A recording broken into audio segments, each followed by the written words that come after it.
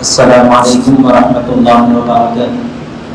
الحمد للہ رب العالمین والصلاة والسلام علی سید الانبیاء والمرسلین محمد بن عبد اللہ الامین وعلی آلہ واصحابہ اجمعین والمکرمین ومن تبعهم بإحسان إلى يوم الدين۔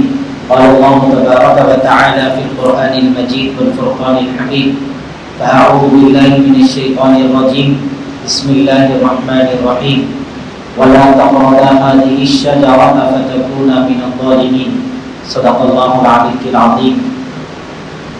میں آپ حضرات کا پورا خیال کرتے ہوئے کیونکہ تراویح سے تھکے ہوئے ہیں اور آپ میں سے کوئی کھانا کھائے ہوا ہے نہیں کھائے ہوا ہے نہیں معلوم، میں بھی نہیں کھایا ہوا ہوں، تو انشاءاللہ بغیر آپ کو ستائے کہ جلدی اپنی بات ختم کرنے کی کوشش کروں گا۔ آپ حضرات سے گزارش ہے تھوڑا صبر کا مظاہرہ فرمائیں۔ دیکھیے یہ طاقتیں جو اللہ تبارک و تعالیٰ نے ہمارے مقدر میں ہماری جوڑی میں ڈالی، یہ اصل میں ایک نعمت ہے۔ اب یہ طاقتوں کے اندر جتنی عبادت ہو سکتی بندہ کر لینا۔ اب تراویح کا وقت ختم ہو گیا تو پھر کوئی ملتا نہیں تو پھر سنائے تو کس کو سنانا؟ جو بچے اعتکاف میں انہوں اٹک جاتے ہیں، تو اس کے لیے تراویح کے ساتھ اس کو فوری بیک ٹو بیک رکھنا پڑ رہا، تو آپ حضرات کی اس کی تکلیف ہو سکتی شاید تھوڑی دیر کے لیے، مگر جلدی جب بھی رکھیں گے انشاءاللہ جلدی ختم کرنے کی کوشش کریں گے تاکہ آپ حضرات کے لیے آسانی ہو جائے۔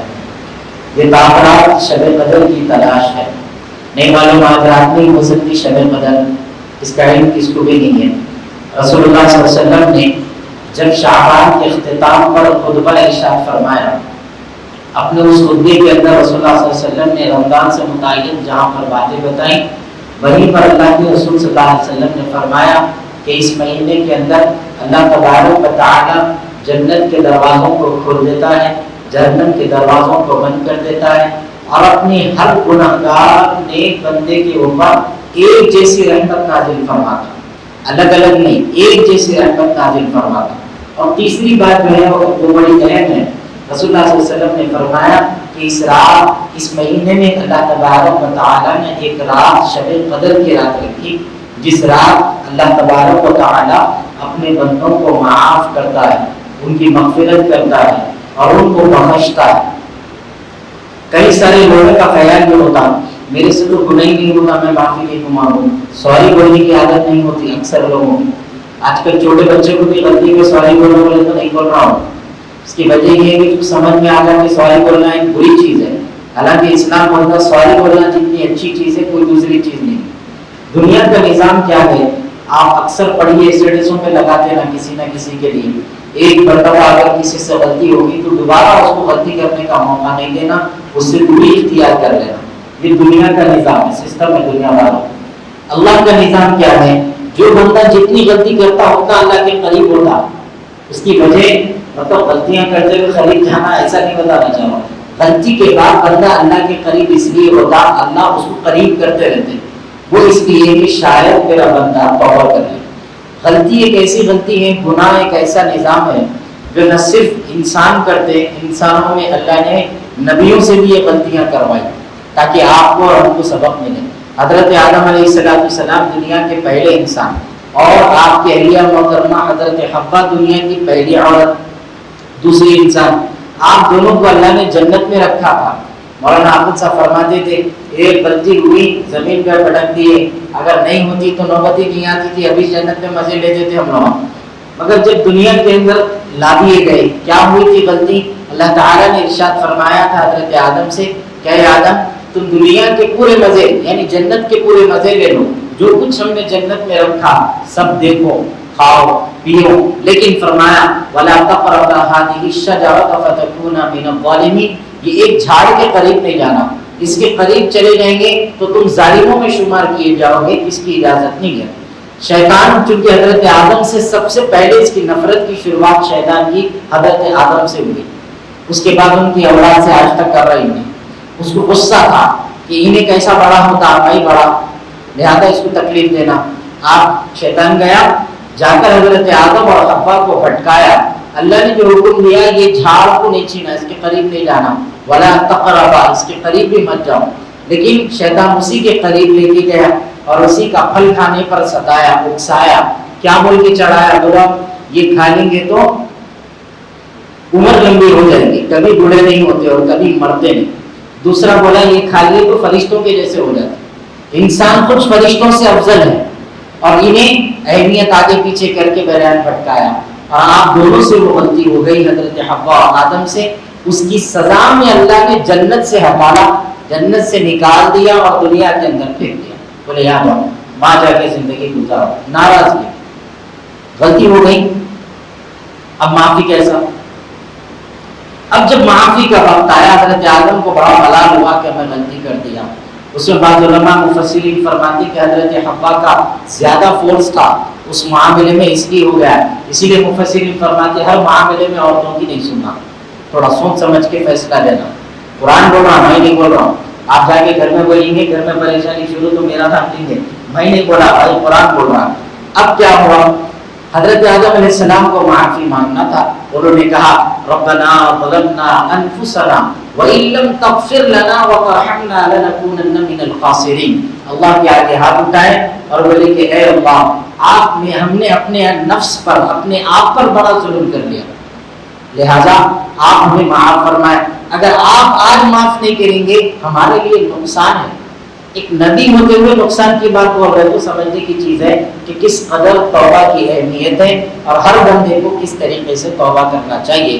اللہ تبارک و تعالی نے کہا فتقبلها ربها بإذنه فتلقى آدم من ربه كلمات فتاب عليه إنه هو التواب الرحيم۔ جب آدم نے ہم سے توبہ مانگی، ہم نے اس کی توبہ کو قبول کر لیا۔ میرے عزیزوں، یہ دنوں میں اللہ توبہ کو قبول کرتا، کیسے لوگوں کی؟ ہر ایک کی، گناہ گار کی بھی، نیک کی بھی۔ اب ہم سے کیا گناہ ہوئے ہوئے ہم کو نہیں معلوم، کیا ہوتا آپ خود کو معلوم، نیچے گناہ گار کے لائٹ بند کرے تو معلوم ہو جاتا کیا کیا کام کر کے بیٹھے۔ اس لیے ہر رات سونے سے پہلے انسان کو محاسبہ کرنا چاہیے، میں کیا کیا کرا۔ تو آدمی کو اپنی حیثیت اور اپنی گناہوں کا بوجھ سمجھ میں آتا کہ کس قسم کے گناہ کر کے وہ آیا ہے۔ تو میرے عزیزوں، توبہ کا وقت ہے، توبہ کریں گے، یہ وقت ہاتھ سے چلے جائے گا تو کچھ بھی موقع ہاتھ میں رہنے والا نہیں ہے۔ آخری بات یہ ہے، آج کا دن حضرت علی رضی اللہ تعالیٰ عنہ کی وفات، آپ کی شہادت کا دن ہے۔ تھوڑا اس کے اوپر آپ کو چند باتیں بتا کر اس کے بعد انشاءاللہ مختصر سا ذکر کر کے دعا کر لیں گے۔ حضرت علی رضی اللہ تعالیٰ عنہ آپ جانتے ہیں رسول اللہ صلی اللہ علیہ وسلم کے داماد ہیں۔ میں ابھی حضرت علی کے بیان میں بول کے وہ آیا تو ایک صاحب لکھ کے بولے ذرا سوچ سمجھ کے بولو گے۔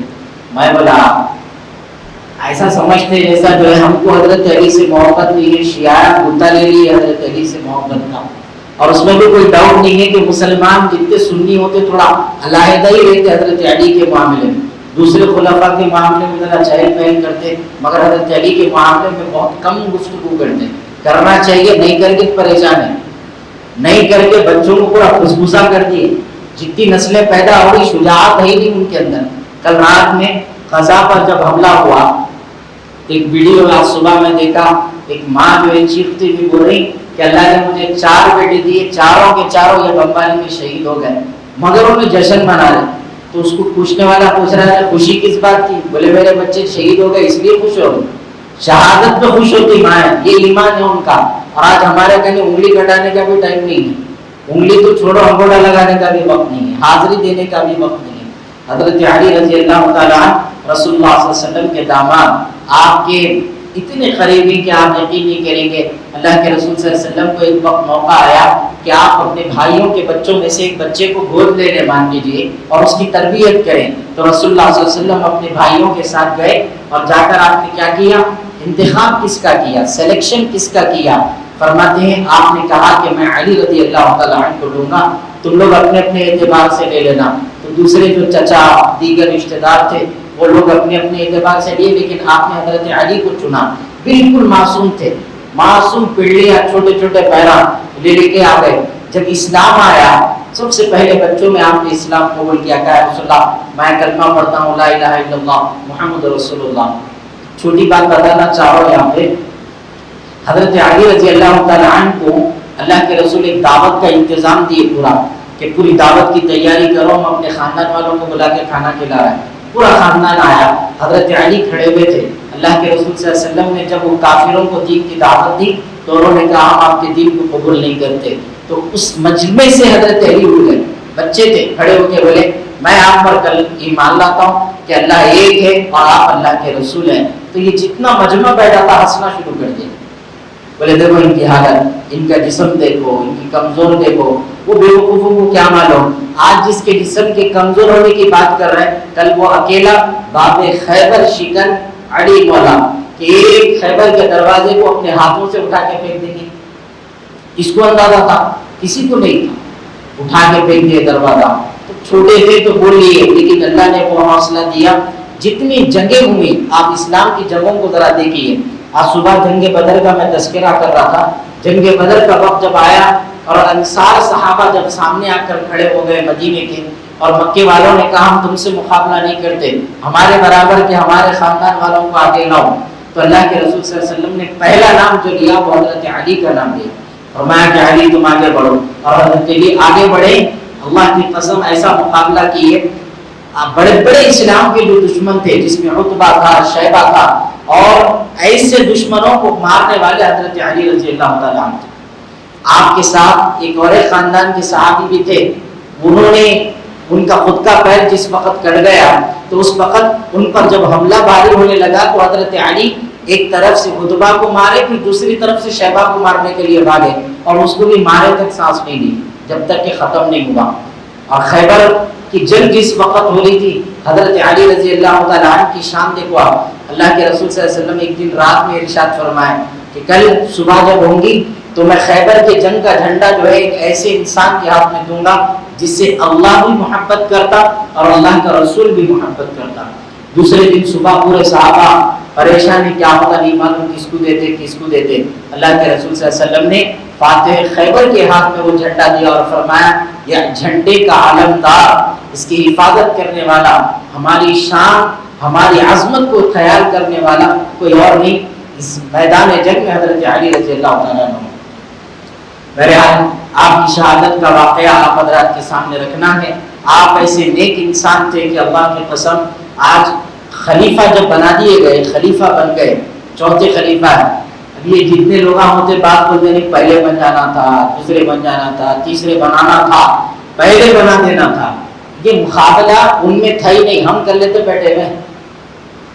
ان میں نہیں تھا. ان میں کیا تھا آپ جانتے ہیں؟ حضرت ابوبکر کے بارے میں بعض لوگ حضرت علی کو لے کے بولتے ہیں حضرت علی کو دے دینا تھا خلافت کیونکہ آپ گھر والے تھے، حضرت ابوبکر باہر والے تھے. حضرت ابوبکر سسرے ہونا پہلی چیز. دوسری چیز اہمیت دیکھی جاتی ہے. اللہ کے رسول اپنی زندگی میں جس مسلح پر حضرت ابوبکر کو کھڑا کر دیے اس کی بھی کچھ اہمیت ہے نا. لیکن نہیں بولتے حضرت علی، حضرت علی کا مقام ہے، اس میں کوئی اہمیت، کون بول رہا نہیں ہے بول کے. لیکن اسلام خاندانی نظام سے نہیں چلتا. اسلام کا نظام یہ جو قابل ہے وہ آ گیا ہے. آپ میں سے کوئی قابل ہے میں نیچے بیٹھنا ہے، کون قابل ہے وہ نہیں. امامت نماز کے لیے کھڑے ہو گئے، آپ سب ہے بیٹھے ہوئے. اب آپ مجھ صاحب نہیں آیا نماز پڑھانے والا تو کیا کرتے؟ کون بھی ٹھہر جاتا ہے کیا؟ پہلا کام کیا ہے؟ بھائی صاحب آپ کو نماز آتی کیا؟ اب اس میں سے ایک جنا بولا میرے کو تجوید سے آتی. آپ آئیے آگے، آپ ہی ایسا پڑھا کہ پڑھو تم آؤ آگے، تم اصل ہے. تو قابلیت اسلام کا نظام ایسا ہے جس کے اندر قابلیت ہے اس کو موقع اللہ چنتا اپنے اعتبار سے. اور یہ جو نمبرنگ ہے 1 2 3 4 یہ نمبرنگ دکھنے میں ہے، ورنہ نظام کے اندر ہر خلیفہ کا اہم رول رہا. حضرت ابوبکر کے دور میں بھی حضرت علی کا کردار ہے، حضرت عمر کے دور میں بھی حضرت علی کے اہم کردار ہے، اور پھر حضرت عثمان کے دور میں بھی حضرت علی کا اہم کردار ہے. وہ سب ہٹا کے نہیں پہلے آنا دوسرے آنا. حضرت ابوبکر کی شان یہ ہے کہ اللہ کے رسول صلی اللہ علیہ وسلم نے فرمایا روز محشر میں جب اللہ تبارک و تعالیٰ کی خدمت سے محشر سے لوگ جنت میں داخل ہوں گے، اللہ اپنے ہر بندے کے لیے ایک خاص تجلی ظاہر فرمائے گا جس کو پورے بندے دیکھیں گے، جنرل رہے گا اللہ کا دیدار. اور پھر رسول اللہ صلی اللہ علیہ وسلم نے فرمایا ایک دوسری تجلی 2 مرتبہ اللہ اپنی تجلی نازل فرمائے گا.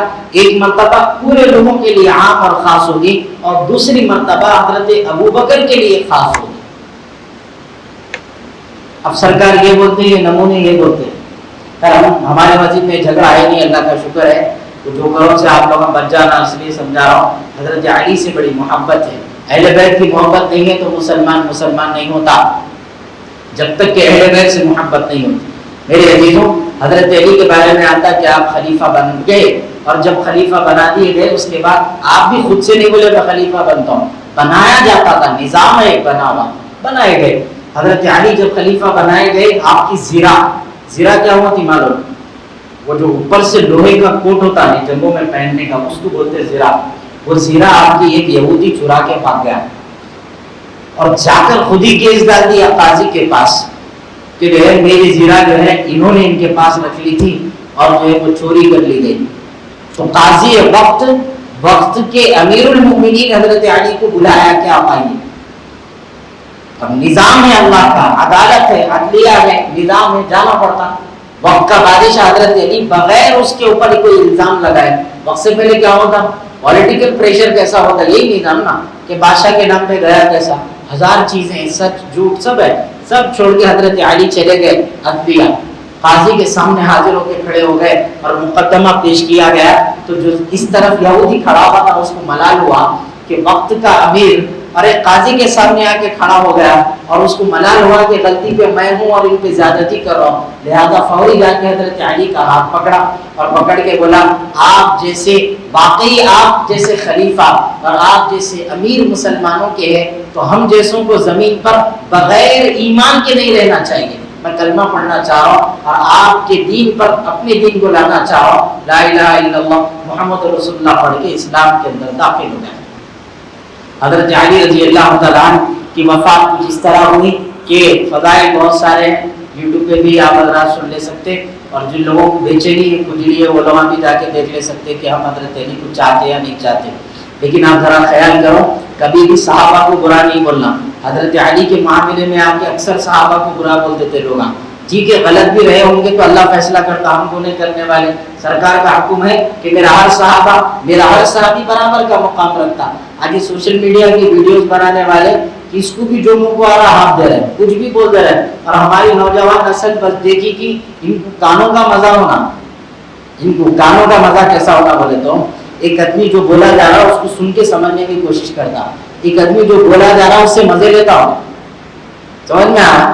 تو مزے لینے والے ہیں یہ لوگ، تو ان کے جو ہے اسی لیے کسی بھی صحابی کے معاملے میں ہمارا ایمان یہ ہے کہ صحابی ہوتا، فیصلہ اللہ کے پاس۔ یزید کے ساتھ ہمارا نہیں ہے، اہل سنت کا عقیدہ ہی نہیں ہے یزید کے معاملے میں۔ اہل سنت کا عقیدہ یہ ہے کہ یزید ظالم ہے اور اللہ اس کا بہترین نظام بنایا، کیسی موت دی، جو تخت پہ بیٹھا بیٹھ نہیں سکا۔ جن لوگوں کا ذرہ برابر حضرت حسین کے معاملے میں شراکت تھی آپ کی شہادت کے، اللہ کا فضل ایسا رہا اللہ نے کسی کو نہیں بخشا، اور دنیا کے اندر عبرت والی موت دی اللہ تعالیٰ۔ ایک انسان جو ہے چراغ کو آگ لگا رہا تھا، وہ زمانے میں جو آگ لگتی لگاتے بولا میں بھی حضرت حسین کے قاتلوں میں تھا مگر میرے کو کچھ بھی نہیں ہوا، شان سے بولا، وہی آگ ہوندی ہو گئی، تیل اسی کے اوپر گر گیا اور آگ لگ کے ختم ہو گیا۔ تو ہم تو ایسا ایمان رکھنے والے لوگ ہیں، لیکن اکثر لوگوں کا بدگمانی سوشل میڈیا کے تماشے چل رہا ہے، اس سے محفوظ رہی ہے۔ میرے حضرت علی رضی اللہ تعالیٰ عنہ مسجد کوفہ کے اندر تشریف لائے تھے نماز فجر کی امامت فرمانے۔ آپ جیسے تشریف لائے، ابن ملجم کہا جاتا، افسوس ہے اس کے نام سے پہلے عبد الرحمن بھی ہے، جو مارنے والا آپ پر حملہ کرنے والا تھا، اسی لیے علماء فرماتے اس کا عبد الرحمن مت بولو، کہیں کو جوڑتے لکھ جا کے اللہ کے نام کے ساتھ ابن ملجم بولو۔ ابن ملجم ایک زہر میں ڈوبا ہوا اور زہر میں بالکل تپا اندر اس کو رکھ دیا گیا، ایسا زہر کا خنجر لے کر اپنے پاس لے کے آیا اور حضرت علی رضی اللہ تعالیٰ عنہ کے سر پر حملہ کیا۔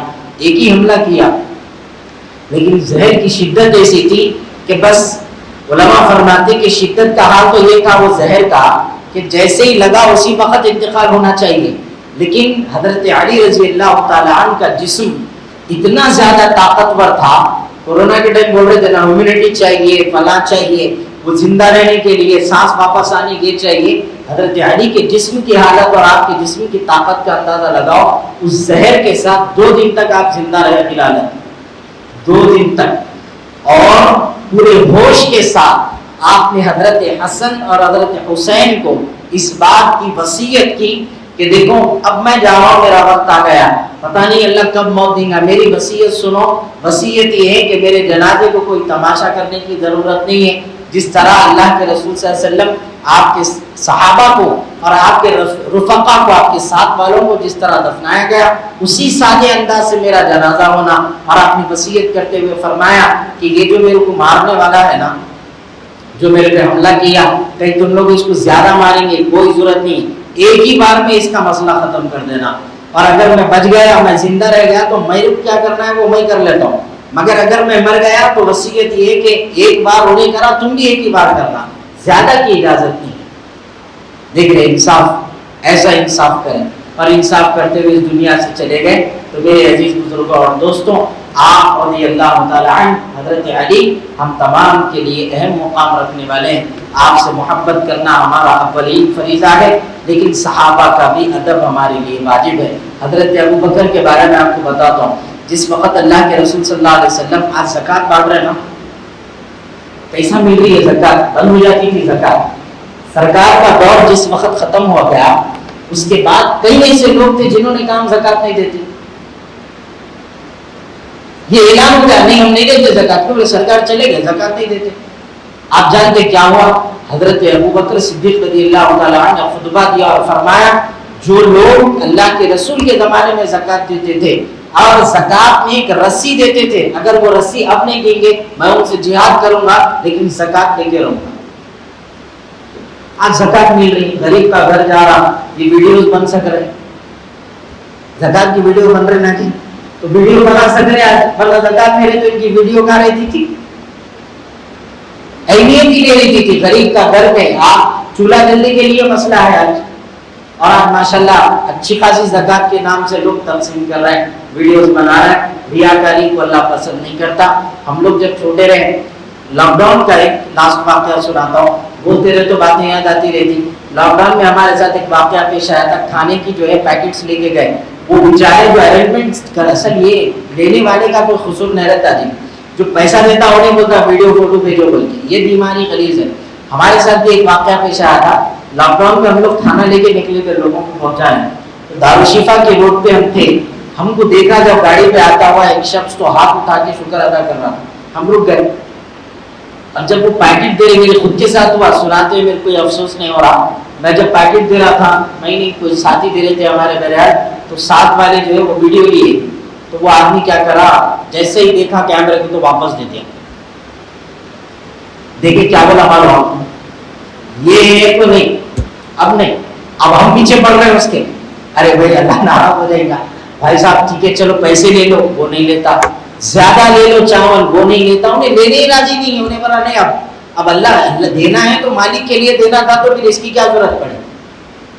وہ بیچارہ پھر بھی بول کے ہم کو احساس دلایا، لیکن میں ذرا یہ سوچ رہا ہوں جو لوگ مجبور ہیں، گھر چلنا ہے، بچے بھوک سے بلک رہے، کریں گا کیا انہیں، تو ایسا لوگوں کو لا کر ذلیل کرنا یہ عادت بھی اچھی نہیں ہے۔ بہرحال آج کی رات عبادت والی رات ہے، یہاں سے نکل کر نفل عبادت کی کوشش کریے، ذکر و اذکار کریے، اللہ کی خوب عبادت کریے، انشاءاللہ تعالی اللہ یقیناً ہم تمام کو بہت زیادہ اجر عطا فرمائے گا، کیونکہ رمضان کے لمحات کے عام دنوں میں جب اعمال ہوتے ضائع ہو رہے ہیں، قبول ہو رہے ہیں نہیں معلوم، رمضان میں ہر نیکی قبول ہو جاتی، اس پہ شک کی ضرورت نہیں ہے۔ ہاں نیت اچھی ہے تو قبول ہونا ہی ہونا، سمجھ میں آ رہا ہے، اس میں کوئی ڈاؤٹ نہیں ہے کہ ہمارا عمل قبول ہو رہا ہے یا نہیں ہو رہا۔ اللہ تعالیٰ ہم سب کو کہنے سننے سے زیادہ عمل کی توفیق دے۔ 33 مرتبہ کا ذکر کر لیں گے، اس کے بعد انشاءاللہ اپنے گھر میں جا کے آپ اپنی روٹین کنٹینیو کر لیں گے۔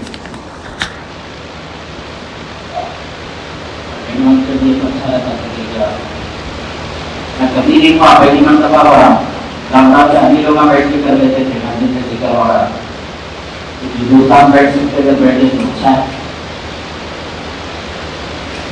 اتوار کے دن ظہر کی نماز کے بعد تفسیر ہے، اس کو بھی تشریف لائے، آپ ذرا شروع میں پڑھ لیجیے۔ اعوذ باللہ من الشیطان الرجیم، بسم اللہ الرحمن الرحیم، استغفر اللہ الذی لا الہ الا هو الحی القیوم واتوب الیہ۔ پروردگار عالم، جو کچھ ہم نے گناہ کیے ہیں، چھوٹے بڑے، ظاہر چھپے ہوئے، عملاً سہواً